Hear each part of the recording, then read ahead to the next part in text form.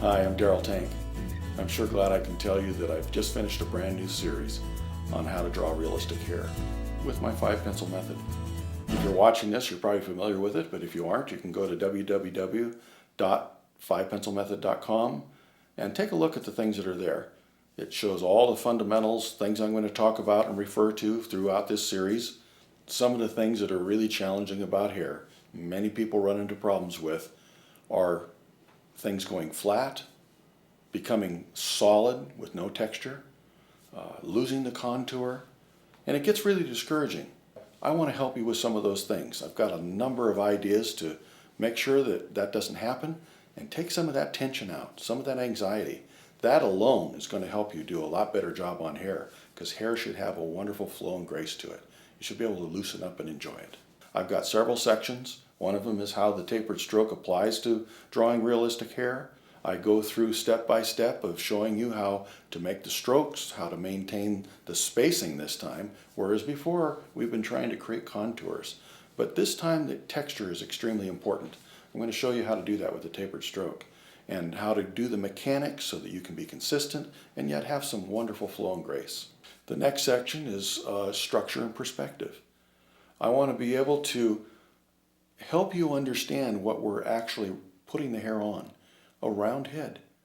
That structure is extremely important because we want to know how to wrap that hair around, how it conforms as it even hangs off of that rounded head. The way it wraps around is going to also help us to suggest perspective. And so some of these things, if you start thinking about them, will automatically start improving how it's going to look when you draw it. The next section is on textures. Now, this is one of my favorite things. I love textures. A lot of the principles and the technique apply across the board, whether we're drawing straight hair, wavy hair, curly, or even an afro. And I want to be able to help you maintain the texture and not have something just go flat or become solid. I want to be able to have you do some of these things that sometimes are so subtle but have such a huge and profound effect on your drawing. So I think we can really do something here. The next section is on edges and transitions. This is really important. It's something that I want you to be aware of and I think will really help you as you draw hair. I want you to think about how it's coming out of the scalp. What direction is it going? Again, how is it conforming to that round head? I want you to be able to think about how the outer edge of the hair is. How does it end? How does it go around behind? And some of these things, again, are going to add life and vibrancy to your drawing of hair. And I think it's going to improve your portraits. The next section is drawing braids. Very structured things like dreadlocks, twists, things that are a little bit unnatural. You have to go ahead and make it into the form of something. But I want to show you how to still make it look realistic, add some texture, have it dimensional, and be able to take into consideration lighting. I want to give you a good base so that you can go ahead and do other things that might be very structured. The principles are very similar, and I want you to start gaining some confidence so that you can go ahead and draw what you want. In the next section, we're going to deal with color.